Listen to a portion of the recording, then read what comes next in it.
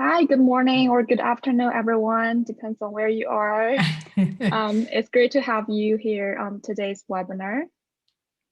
I'm Chen. I'm a quantitative researcher from the Center for College and Workforce Transition at University of Wisconsin-Madison. If you haven't joined us before, this is the CCWT webinar series where we invite scholars and practitioners around the world to have an informal chat about their work related to internships. I personally found it super exciting to bring cutting edge thinkings and research findings to broader audience, especially for we people from different disciplines to get together to learn from each other. Today, we are excited to have our guest, Amanda Chase, from the University of Vermont. We are going to talk about her research on issues equity in college students' internship participation, and hopefully we'll talk about some implications for practices and policies. So Amanda, I think I will just read your bio quickly. Sure. Dr. Amanda Chase coordinates internships from the University of Vermont in the Career Center and the university's new Office of Engagement. Her research interests are focused on issues of access and equity in internships and experiential learning.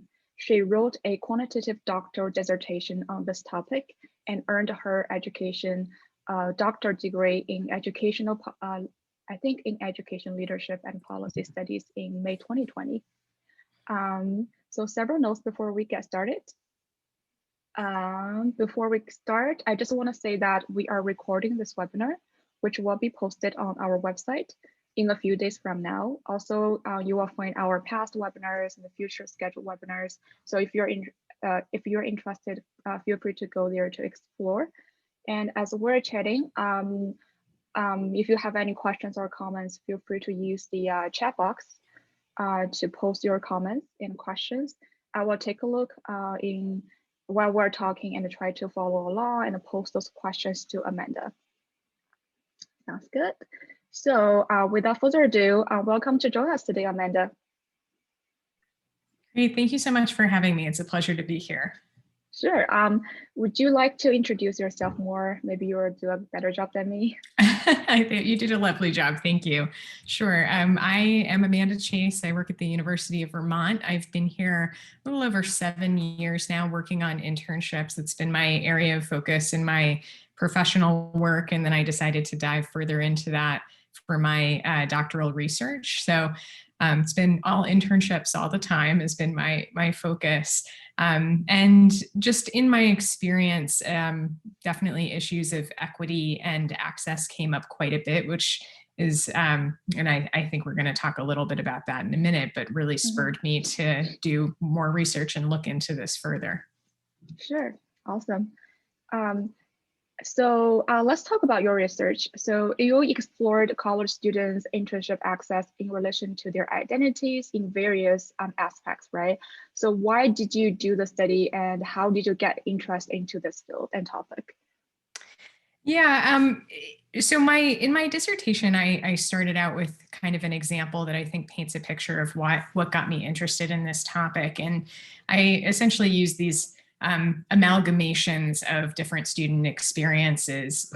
For instance, I had one student, I called her Gloria, who had a lot of family and financial support and who was able to take on really any internship opportunity that might be available to her, whether or not it was paid, whether it was abroad, whether it even came with sometimes expenses like, having to travel abroad to take on an internship and those kinds of things.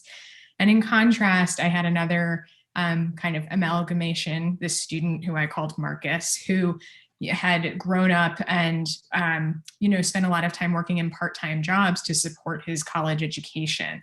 And so he worked at a hardware store and came to college and continued to work part-time and was interested in working in internships, but didn't really have the option of doing that unless it was a paid opportunity because he did, you only have a finite amount of time and he had to make the decision between a part-time unpaid internship and a part-time job at the hardware store where even if it wasn't related to his major in chemistry, it was the one way he had to pay the bills. So I saw this disparity quite a bit and I was interested, I think a lot of us have these suspicions around internships sometimes being an inequitable playing field, but there's not a whole lot of demonstrated research out there about these kinds of inequities. And so I really wanted to look at examples or all of these different student experiences and see who was really participating in internships and who wasn't, and were there commonalities in terms of their identities and experiences. So it's what got me interested in the first place. Mm-hmm. It's amazing to hear that you see the disparities in your daily work and when you work with the students. So I wonder, could you tell more about your research context, your sample and your methods? Like, did you do the interviews or surveys, and how do you process those data? Yeah, so my research was quantitative research. I used data from the National Survey of Student Engagement, which we use at the University of Vermont.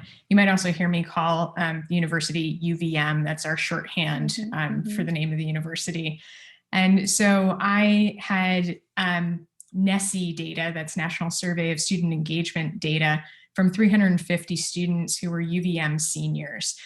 And so of those students, they were a fairly representative population of the student body at UVM. We have about 12,000 students, 10,000 of them are undergrad, but in terms of gender breakdown, in terms of racial identity, in-state, out-of-state residents, first-generation status, that group was fairly representative of people who go to UVM. And so I compared means of interning and non-interning students using a t-test and chi-square analysis. And so I was looking at these specific areas. I used Bourdieu's capital theory to break down different areas of capital. So I looked at student social capital, I looked at cultural capital, economic capital, and then I also looked at identity. And I had a number of different factors that I was looking at, including in social capital, for instance, how they answered on the National Survey of Student Engagement on things like how much did they interact with their faculty members? Did they have a supportive environment at college? What was the quality of their interactions like on campus? For cultural capital, I really looked at that as their ability to navigate systems within the university. And so things like higher order learning, which is a factor in the National Survey of Student Engagement. And I also looked at their GPA. For economic capital, I looked at their first generation status, and then also the median household income of their hometown zip code. I didn't have access to their financial information, and so that I used as a proxy for looking at economic differences.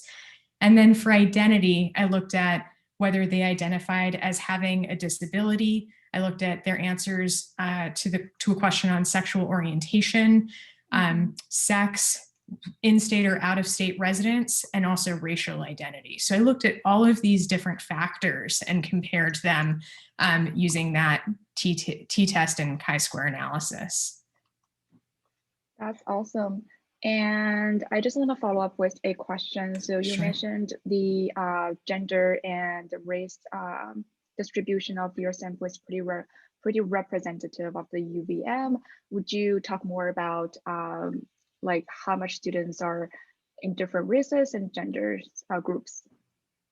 Or if you have that data in front of you, I'm sorry to ask. Yes, I happen to have it in front of me. I just pulled up some information here. So I have my sample here, which was 63% female, 37% male. And so these stats were fairly close to what we see for the University of Vermont population on the whole. In terms of race, I looked at people who identified as people of color. And so 13% of the sample identified as people of color, 83% of the sample identified as white, which is fairly close to what we see at UVM. It is a predominantly white institution. One thing that's just worth noting is that in terms of in-state, out-of-state residents, the University of Vermont draws a lot more students from out-of-state than in-state. We have an aging population and just not as many students who are of college age. And so at UVM, about a quarter of our students hail from within the state and 3/4 of the students come from outside of Vermont. And in my sample, it was about 35% in state. So that was fairly close to what we see in terms of the population on the whole. I see. Thank you. Sure. So I'll just move to my next question to talk about your findings. I think Sure. that would be the most interesting part. So what are some salient factors as you talk about the cultural, the social, economic identities? What are some salient factors that you found associated with your internship engagement? Yeah, definitely. So in terms of those overall factors with social and cultural capital, I didn't have enough statistical power to make meaningful implications on those dimensions on the whole. But I did find two particular factors that stood out in terms of significance. One was in-state or out-of-state status, and the other one was GPA. I did not find significant differences amongst the other areas in terms of race, in terms of income, and those kinds of things, those other factors. It is worth noting that my sample was only at the University of Vermont and these 350 students. And so there might be, so there are limitations in that way. But the biggest factors that I found were that students from outside of Vermont were more than twice as likely to intern compared to in-state students. And that was a big difference. And I can talk in a minute about some theories about why that might be. And then the other big factor I found was that for every 1.0 GPA increase, students are 2.7 times more likely to intern. So meaning that between a 2.0 and a 3.0 student, the 3.0 student is 2.7 times more likely to intern compared to their peer. And keep in mind that that is cumulative. And so if we're looking at a student, a 2.0 to a 4.0, the student with the higher GPA is over 5 times more likely to complete an internship. So that was a fairly significant difference. Yeah, I'm looking forward to hear more about your rationale behind the state residency findings. Yeah, as you mentioned, you use some theoretical foundations or backgrounds for your studies or the research design, and I think you use the Bourdieu's, right, capital theory. Yeah, I'm sorry to interrupt you if you have some idea to talk about your residency theory, but feel free to jump into your theory backgrounds or considerations. Sure. So I used Bourdieu's theory of capital in order to classify these different resources that students might have that might influence their engagement in an internship. One thing that Bourdieu does not talk about is identity. And so I also did add pieces about identity using Yasso as building blocks for that. And so essentially I was looking at these 4 different areas and how they influenced internship participation. Did not find any of those overall areas to be statistically significant, but individual factors within them were. Regarding the, possibilities of why there might be these differences between in-state and out-of-state students, I wasn't looking at the why for my research. That would be a great dissertation topic for the next person, but I had some theories about why that might be. Vermont is a fairly rural state, and so some of the participation rates might be around access, because I was thinking that of those, the 3/4 of our student population who may go home over summer and winter breaks, they may go home, they often go home to areas like the suburbs of New York City or Boston. And there are just simply more companies and places available to work compared to a lot of rural areas in Vermont. And so it might simply be an access issue. If you think about, if we have a student who might be an electrical engineering major, and they go home to a rural part of the state of Vermont over the summer, there just might not be electrical engineering internship opportunities for that student. They might not have the ability to travel to other places like a peer who might be from Boston. So that was my theory there, mainly thinking about rurality being a big factor. Awesome. Thank you for sharing.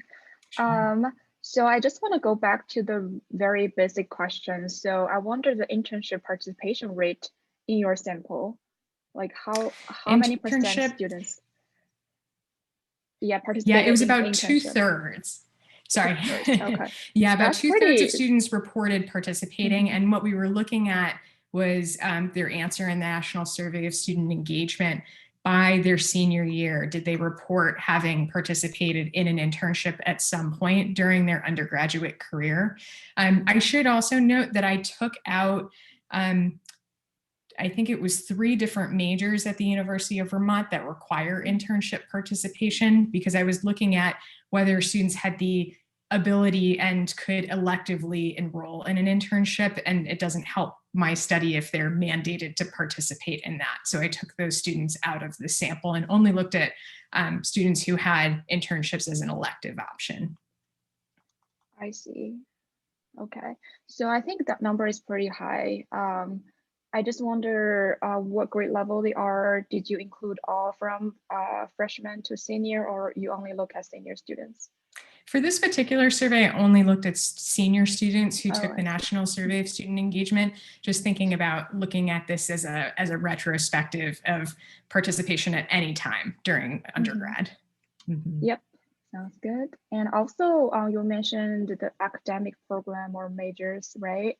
So did you have a breakdown of the majors to see their participation rate? Did you find any differences?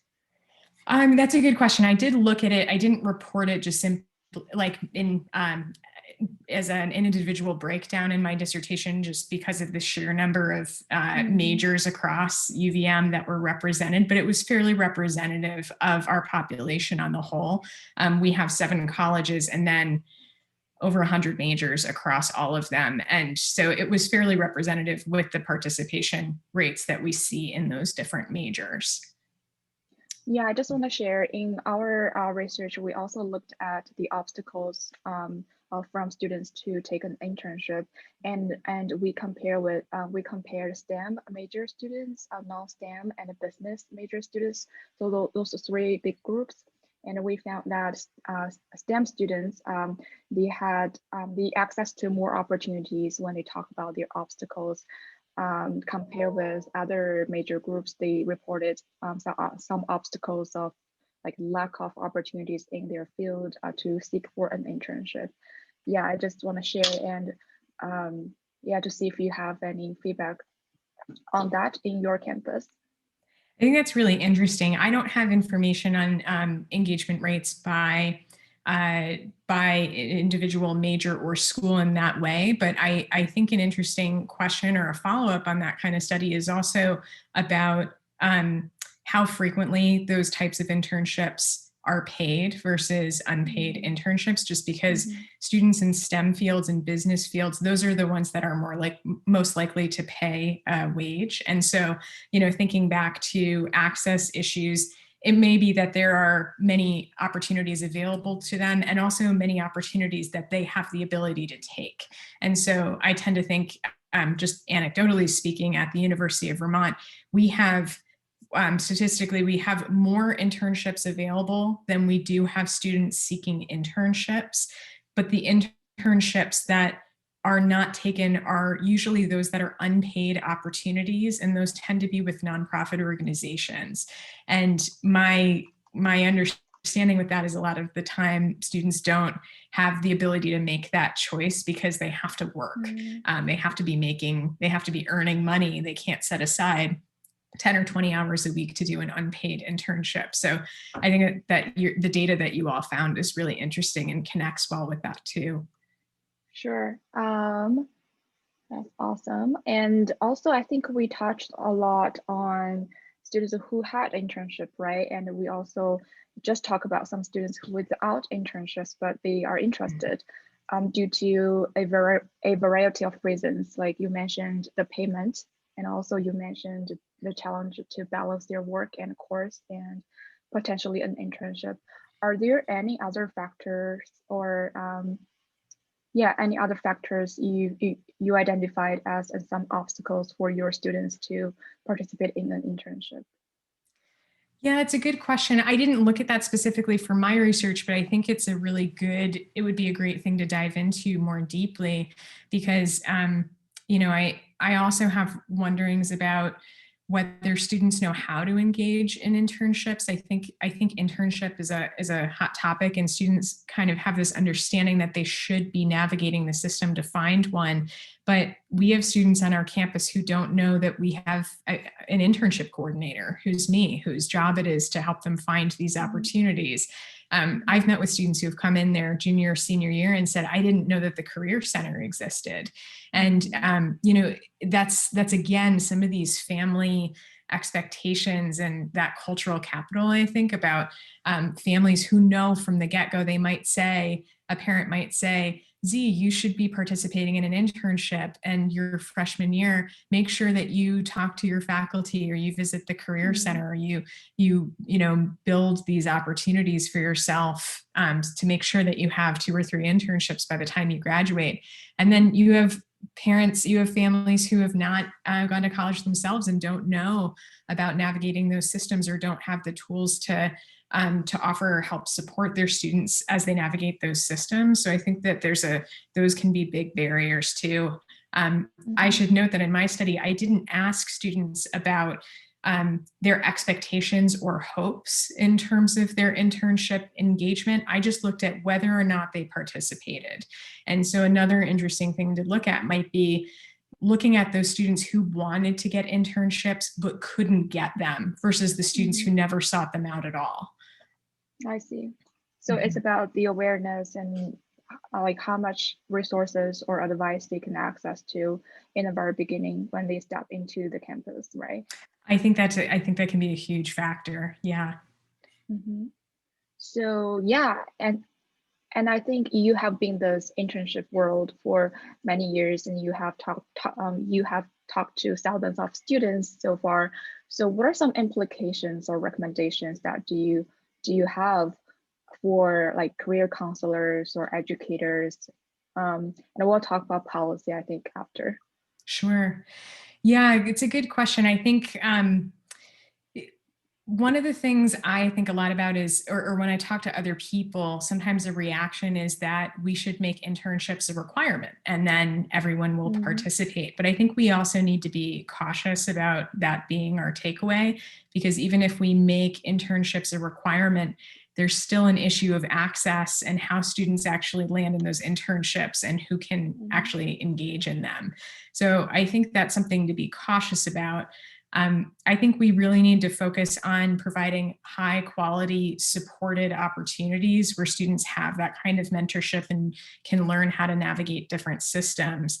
On our campus, we're really lucky that we have a few of these types of internship programs that provide that mentorship.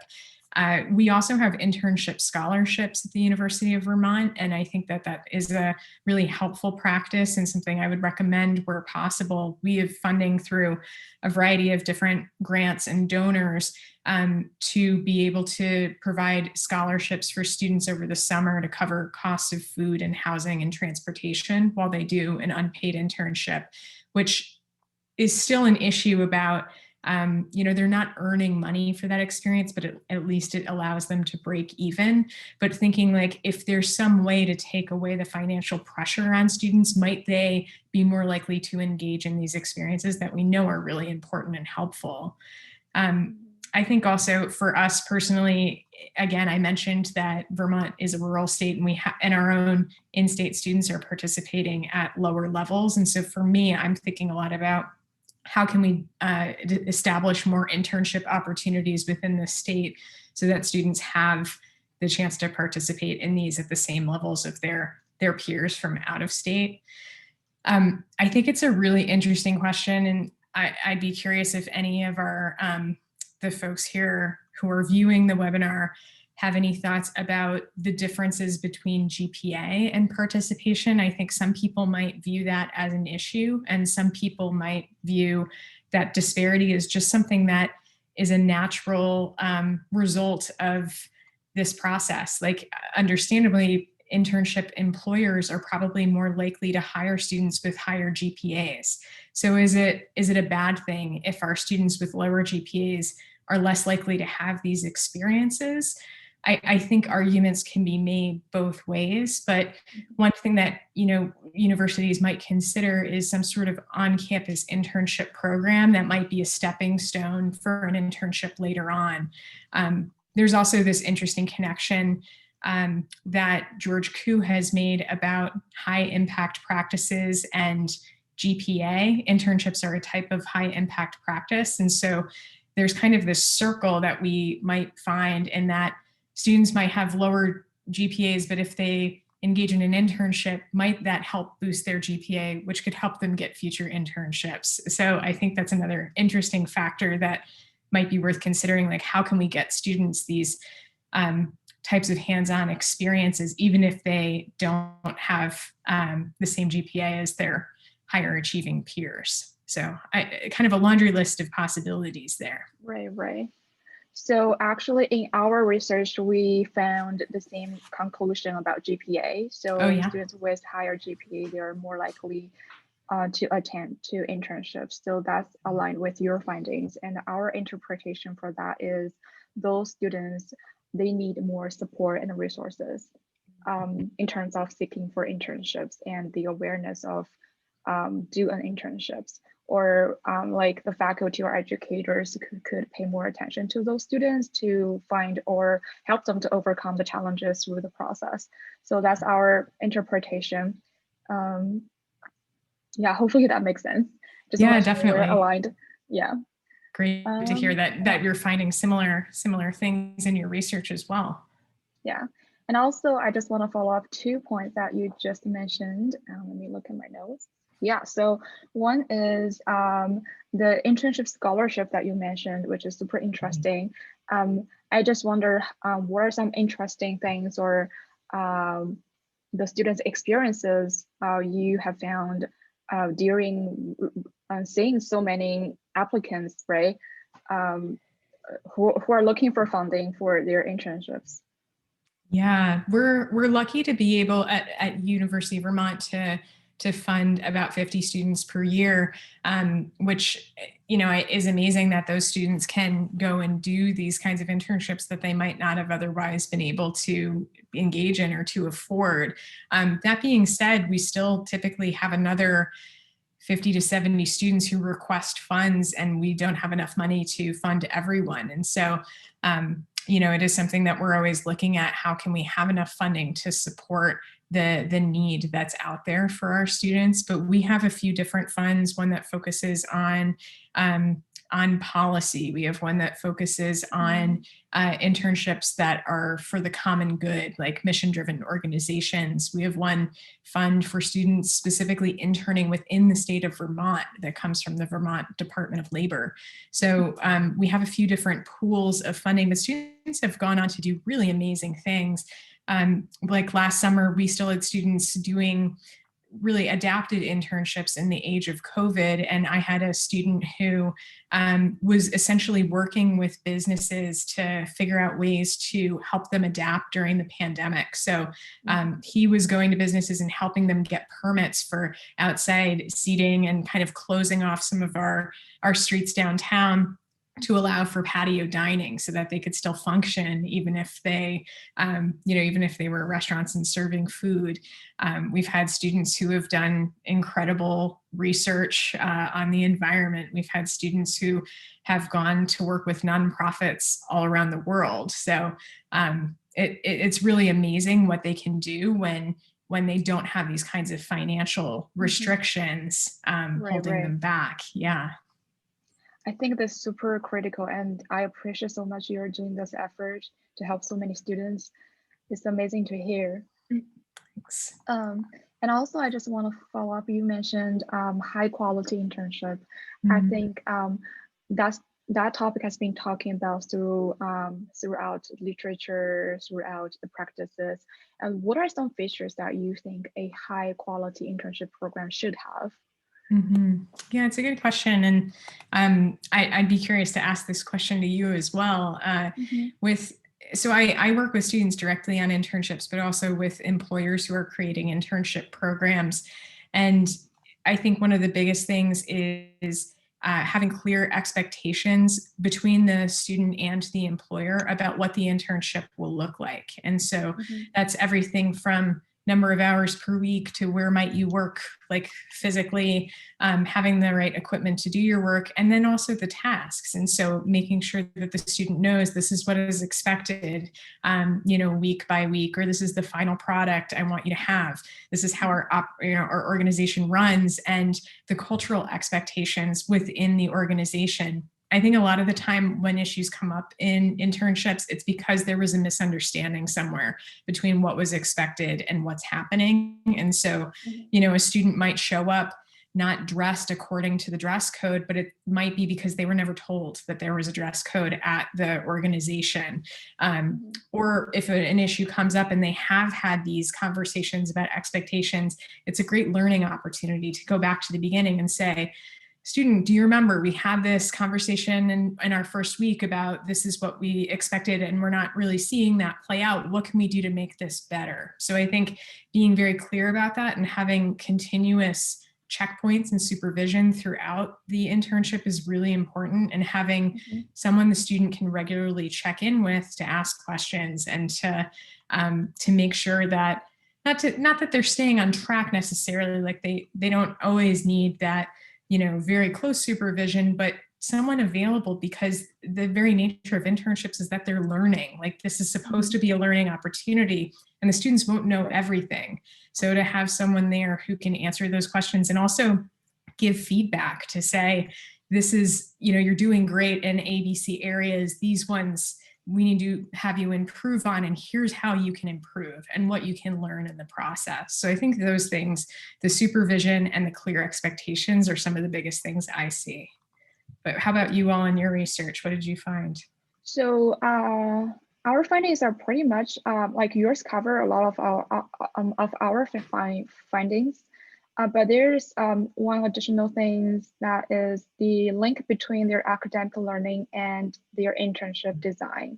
Yeah. So that was one that was showed in our research significant factor to predict their outcomes. So the others, like we had supervisor support, which just means how much the supervisor care, respect, appreciate the internships work, and also supervisor mentoring. That means the specific guidance that from their mentor, could be peer mentor, could be internship mentor, like the specific guidance that they receive in regarding to their task, how they would do the things in the right way, how much concrete steps that they were informed or they were mentored during the process of their internship. And also the goal clarity, right? How much clear the internship goals were communicated between them and their supervisors. So those are, and also we had autonomy. So how much autonomy during the internship the interns have, that include how much flexibility they have and how much freedom they have. So those are some factors we identified. I think that's so interesting too, because you've probably seen this as well, that there are some students who really appreciate and need that autonomy and that flexibility, and really are all set to work independently with less supervision, and they know to speak up when they need support. And I think many of us who have worked with interns in the past also know of situations where students didn't quite have that skill set yet to know how to ask or when to ask for help. And I think some of us have heard of situations where students sometimes dig themselves into a little bit of a hole where they just sit in the corner and they don't really interact, and they don't, they're totally lost, or they don't know how to even start a project, but it feels like it's too late to even speak up. And then by week 6, the the employer is saying like, the student hasn't done anything and we don't see them ever and we don't know what's going on. And so it's such an interesting piece, because I think there are some students who might really need more close supervision, especially if they're just beginning in their career development, and might need someone to check in once in a while and to say, Z, do you have any questions? How's the project going? Have you looked into steps A, B, and C?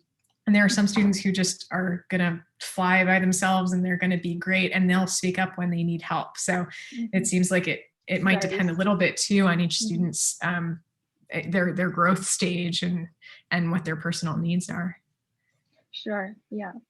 And also what you just talked about leads to my next question super well, which is the remote internships, because you mentioned cultural expectations within the organization, right? I think that will be transferred to a challenge once you're doing this remote or online internship, especially during pandemic. So I wonder, like during recently or this pandemic period, have you talked to any students who had such challenge to fit into the organization culture because you're remote, because you're taking this online and they don't have a feeling of fitting into their internships? Yeah, definitely.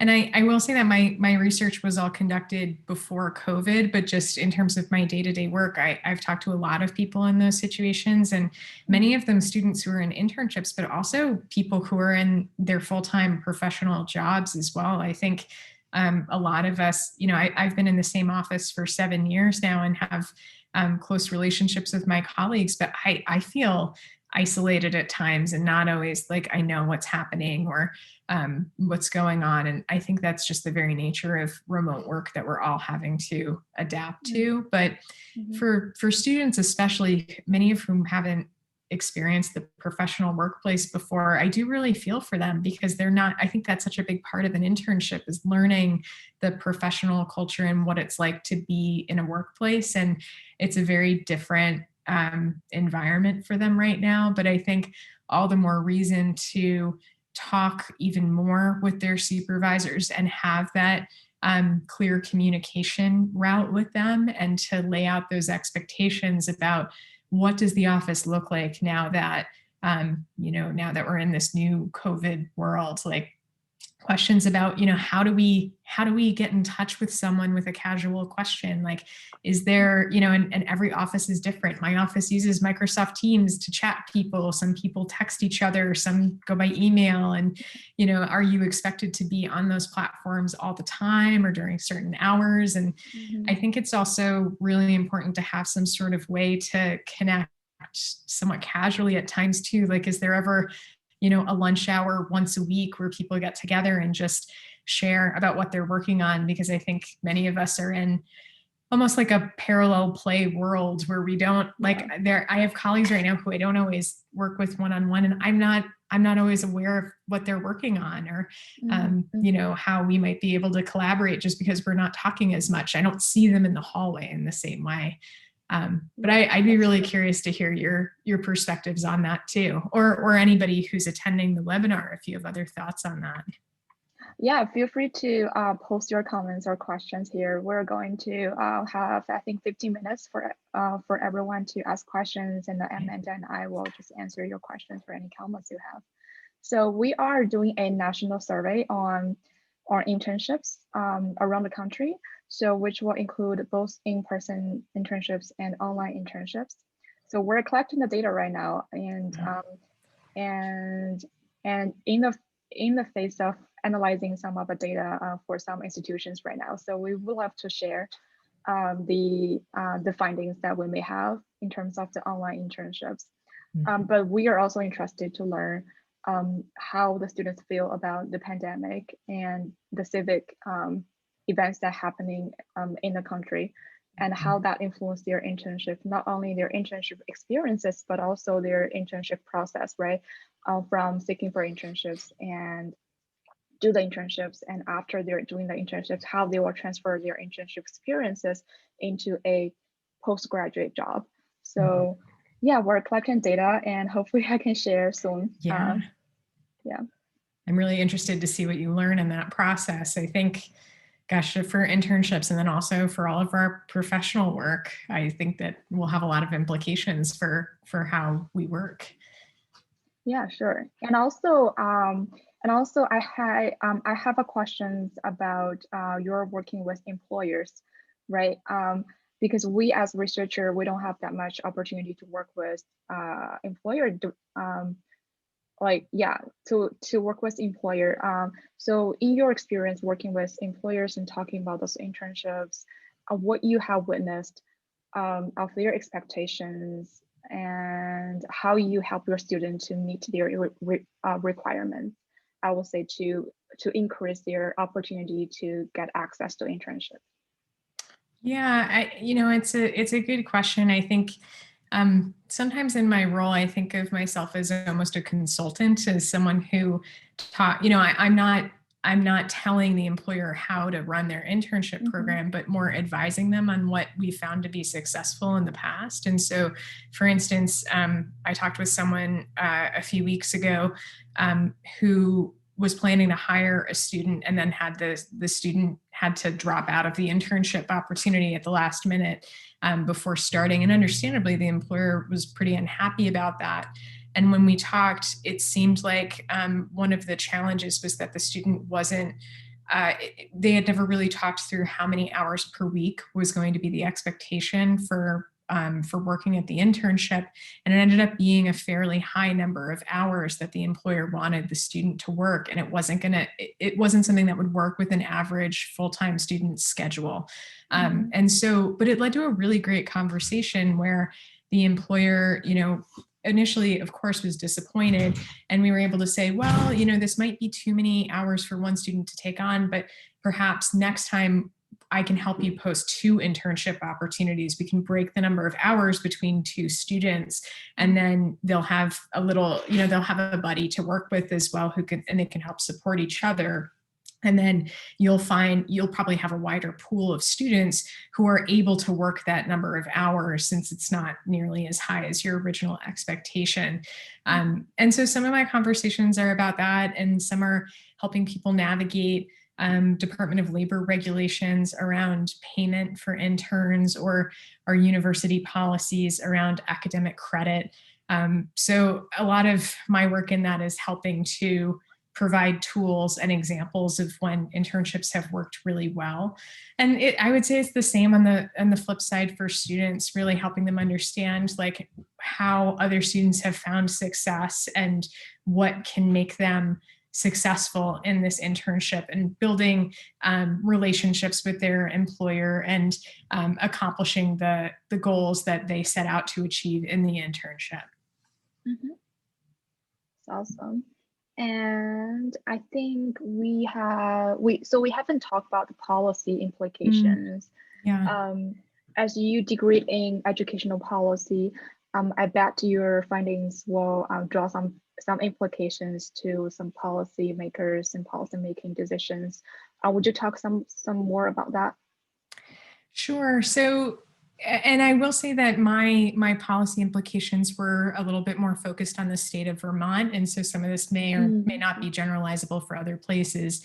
In Vermont, I may have mentioned earlier that we have a population that is aging, and not as many younger college students, not as many new businesses as some other states do. And so we're always looking for ways to increase economic development within the state. And we have probably a dozen different policy groups who are focused on issues around this very topic, around economic development, and how do we encourage recent college graduates to stay and work in Vermont rather than leaving to go work in, one of the East Coast big cities. Like, how do we make Vermont an attractive place for young people to stay and to work and to start their own businesses and really contribute to our local economy? But all of these different policy focused groups are a little bit, I don't want to say fractured necessarily, but they sometimes work together and sometimes they don't. And so one of my big curiosities was, how can we bring these groups together to work collaboratively to solve these problems that we have in the state? There was a specific idea that I had around that perhaps the Vermont Department of Labor could do in order to incentivize local internships, which might be to offer grants for organizations. And that could be almost like a cost share opportunity. So for instance, the state might be able to say, we'll pay half of a student's wage if you can provide the other half of the student's wage to pay them, X number of dollars per hour, just incentivizing more paid internship opportunities and allowing organizations to access paid internships and therefore qualified, talented students at half the price that would normally cost them. So I was thinking, how might we create policies to really incentivize particularly paid internship opportunities and just internships in general, and make that an easier landscape for everyone to navigate as well.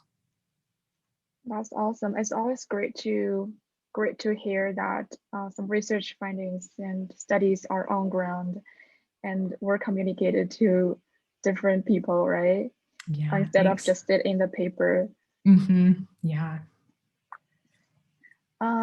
Okay, so I don't see any questions so far in the chat box.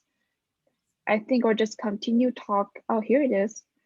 From Jake. I'm so excited that you called in the scholarship from Bordia and Yusa in your work. Who are other authors, scholars, or practitioners that you draw wisdom from when considering equity and internship engagement?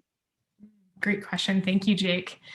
Yeah, I love Bordeaux and Yasso for the theoretical framework I used in my study.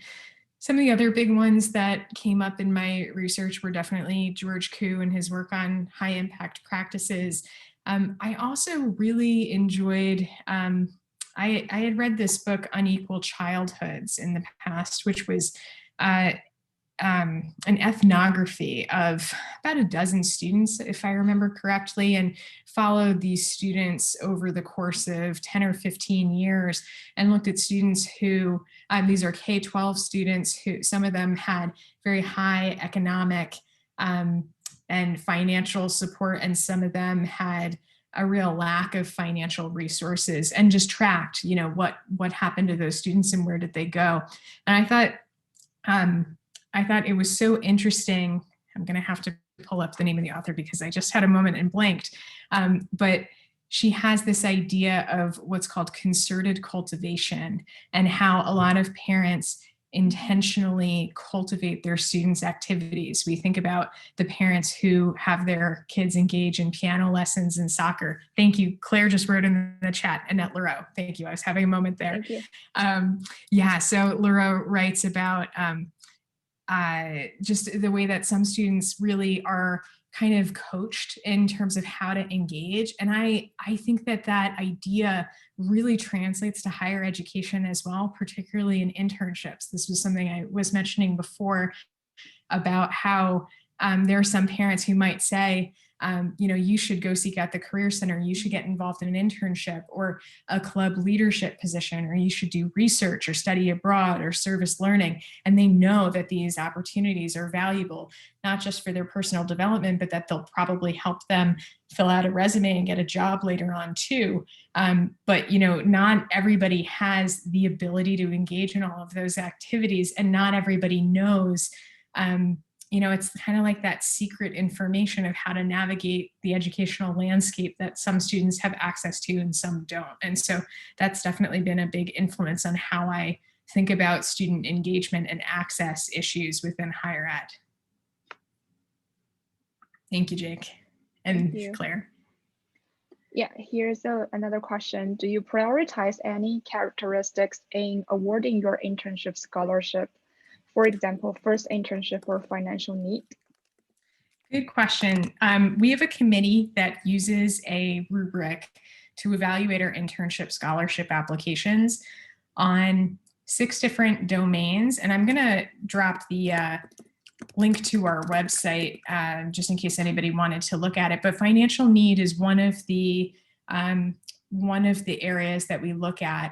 one of the pieces we also look at, I refer to as how much they stand to gain from the opportunity. And so that kind of addresses what you're talking about there about a student's first internship opportunity. Like, is this going to have them go from, not having this kind of experience in the past to having a really rich and meaningful internship opportunity? We would rather award a student like that rather than a student who may have had 3 or 4 internships already, and this might just be another one, to check off on the list.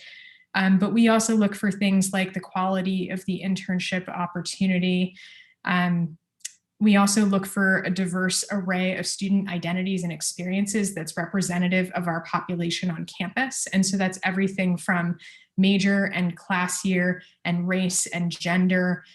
We really want to see a diverse array of applicants. So that's something we think about too. I'm just dropping the link there if anybody wanted to take a look at our internship scholarship process at UVM. And there is a link on there on the sidebar, which should, or I can't remember if it's on the sidebar or down below, but that shows the criteria that the committee considers when evaluating our internship scholarship applicants. That's awesome. Thank you for sharing. Sure. Yeah, while we're waiting for more questions to come, I just want to ask, what are your next steps, and where do you take this research to? So what's your plan, or any suggestion for future researchers? Yeah, I think, I would love to see other folks who are doing research focus on some of these why questions. So I really looked at the what, like who is participating, and I'm really curious about why we see the discrepancies we do and how might we work on making the playing field a little bit more equal. In terms of my next steps, I'm working with the University of Vermont has a new Office of Engagement that recently opened, and our main focus is working with the Vermont community and establishing relationships and opportunities to really think about how can the university use its resources and supports to better work with folks all across the state of Vermont, since we're a land grant institution. That's really important to us. And a big component of that is internships. So I've been trying to work really hard with local organizations on developing internship opportunities because they create great learning opportunities, but the hope is that they're also really helpful for these organizations to help bring talented students to them who might eventually become their employees. And the hope is that this might also help with COVID recovery. Interns don't cost as much as hiring full-time hires, and a lot of people have hiring needs, particularly as the pandemic winds down. And so we're really hoping that this can be a win-win situation. Awesome. We have another question in the chat. So you mentioned earlier that many, I think UVM, do not even know about the Career Center, since most career centers email and advertise to departments and so on. What do you recommend as better ways to reach these students whose parents don't even send them to see a career advisor? Good question. Gosh. Yeah, and if anybody else has ideas on this too, I'm always interested in hearing about that. So we feel like we barrage students with emails, and so it does sometimes feel like a surprise to me when people don't know about the Career Center or internships or internship scholarships. But I think the very nature of it is that we're just competing over email with dozens of departments and units across campus. It's like there's this activity and this sport and this and this and this, and it's just hard to filter out the noise. And so I think just some of it, I forget what the marketing statistic is, that we have to see something like 3 to 5 times before it really hooks in our head. I think getting at people in a variety of ways is really helpful. So on our campus, coaching our faculty advisors to mention internships and kind of plant that seed, to mention it during orientation, to do class visits from our career counselors, to mention that in classes, in addition to the emails that we're always going to send students, but just thinking like, how do we continuously get at them in other ways too? But if anybody else has any great ideas on advertising, I'm always interested in hearing them, because that's always something we're working on. Yeah, like my personal experience when I was a student, I used to like heard that from my peers and classmates, and And I also interned, when I did internship, I interned in Career Center for 1 year Oh, as great. a walk-in advisor to help students to do their resume and the cover letter. That's So I great. always recommend students like to encourage them to tell their peers, like if you had good experience here and you think that's helpful, tell your peers and classmates to come. Yeah, I love that. That's great. I think there might be one more question there. Who sits on the panel for internships? Is this through your university advancement office? It's a good question. So our University Advancement Office does help with some of the fundraising and working with donors who are contributing to internship scholarship funds. But mainly I draw our internship scholarship review committee from volunteers through a variety of different places. And so if there are particular departments, like for instance, we have our College of Arts and Sciences has a number of awards for students specifically in that school. And so I bring in that staff member and usually several faculty from the College of Arts and Sciences to review applications. I usually have a few volunteers from the Career Center. What I've found in the past few years is I ask for volunteers. I think it's a really fun way to get involved and to learn about talented students' plans and internships and all of that. It is also a significant amount of work. I usually ask people to contribute maybe 7 to 10 hours worth of time reading applications, evaluating them, and joining for a meeting where we distribute or we decide on who our awardees will be. So I do try to be really cautious about over tapping specific people. And so I usually invite people to join for a year or two in a row. And then once they have gotten the gist of that and don't need to be involved any longer, I ask if they have recommendations to involve other faculty or staff who might be fresher and more interested in the process. And so it is usually a rotating group of people. I usually ask somewhere between 8 and 12 people to join that committee to best distribute our applications across readers. And I try and have every student's application read by at least 2 reviewers, because I want us to triangulate a little bit. I don't want I don't want one student's application decided on by one person who may very well have a different perspective than other people. And so our scholarship review process often ends up being what I almost would consider a beautiful mess. Like we talk about all of the students, we really look at who might meet which criteria and be eligible for different awards.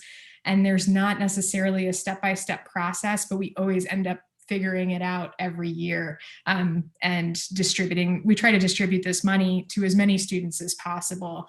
And we end up usually being able to do that fairly well, I think. Thank you. Sure. All right, I think we came to the end to our hour together, which is awesome and fun. Do you have any thing you want to mention before we end, or? I will just say thank you so much to those who were available to attend. If anyone ever wants to talk about these issues, you're more than welcome to reach out and contact me. I like having these professional conversations and connections with people about internship research and best practices and just hearing what people are doing at other institutions. And so please do feel free to reach out to me. And I really appreciate your time, Z, and inviting me to present today and answer questions. No, this has been great conversation, Amanda. I just want to thank you for taking time with us and share your work. And to our audience, thank you very much for participating. And we have another question. Do you have any publications or presentations related to this research? Good question. Not at the time. So the dissertation is the one piece that I have. Claire, you're welcome to contact me. My dissertation, I think, is still under embargo for another week or two, but I'm happy to share it with you if you have any interest. And yeah, nothing yet, but maybe someday. Thanks. All right, I think, sure. I think thank you, everyone. Thank you, and have a great rest of your day. I might just stop recording now. Thanks. Thanks so much. Thank you for putting your email.